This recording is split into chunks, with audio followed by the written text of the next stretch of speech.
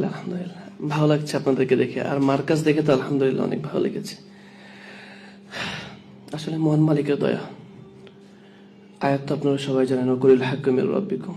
আসলে হেদায়েত আল্লাহর পক্ষ থেকে আসে। পৃথিবীর কোনো প্রতিষ্ঠান তো কাউকে হেদায়েত দিতে পারে না, ঠিক না? সরাসরি আল্লাহর পক্ষ থেকে।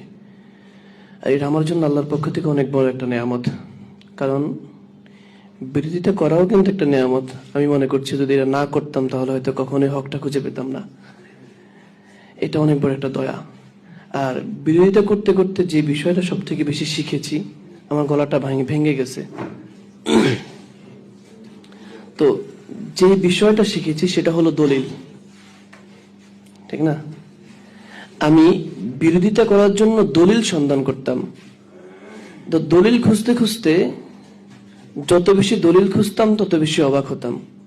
ভালো লাগতো যে প্রত্যেকটা মাসালায়, প্রত্যেকটি জায়গায়, আকীদাগত বিষয়ে, ইখতিলাফ বিষয়ে, সব জায়গায় আমাদের সালাফি বিদ্বানরা সবচেয়ে বেশি হাদিসকে বেশি প্রায়োরিটি দেয়। আর আমাদের মাযহাবী ভাইয়েরা যেখানে ইখতিলাফ হয়, দ্বন্দ্ব লাগে, আল্লাহ তাআলা বলেছেন ফিরে যাও কোরআন ও হাদিসের দিকে, ওনারা ফিরে যায় মাযহাবের দিকে। যাই হোক, এটা আমরা দোয়া করছি। যদিও অনেকেই বুঝতেছে, হয়তো কেউ প্রকাশ্যভাবে বলতে পারতেছেন না, কেউ সেভাবে ঘোষণা দিচ্ছেন না। আমরা দোয়া করছি আল্লাহ তাআলা সহজ করে দেখি। আমার এই বিষয়টা যখন একেবারে ভাইরাল হয়ে গেছে, যদিও চতুর্দিক থেকে নির্যাতনের শিকার হওয়ার পরেও অনেক হানাফি আলেম আছেন, এটা আমি সব জায়গায় বলি, 20 থেকে 22 জন যারা বছরের পর বছর বুখারীর খেদমত করছেন, বিভিন্ন বড় বড় মাদ্রাসার জিম্মাদার, তারাও ফোন করে আমার কাছে কান্নাকাটি করছেন। একজন আছেন তিনি 30 বছর বুখারী পড়াচ্ছেন, 5 বছর, 4 বছর, 3 বছর। অনেকে আছেন যাদের সম্পর্ক বুখারীর সাথে, বুখারীর হাদিসগুলো তারা পড়ছেন কিন্তু আমল করতে পারছেন না, কারণ এমন একটা সংকীর্ণ জায়গায় তারা বাঁধা, সেভাবে তাদেরকে আটকে রাখা হয়েছে।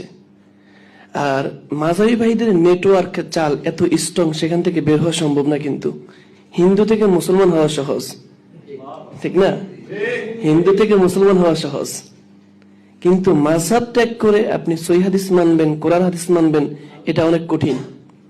হিন্দু থেকে মুসলমান হলে সবাই কিন্তু আপনাকে সাদরে গ্রহণ করবে, আর আপনি মাযহাবী থেকে লা মাযহাবী হবেন, সালাফি হবেন, তখন দেখবেন যে তারা আপনাকে মারতে আসবে।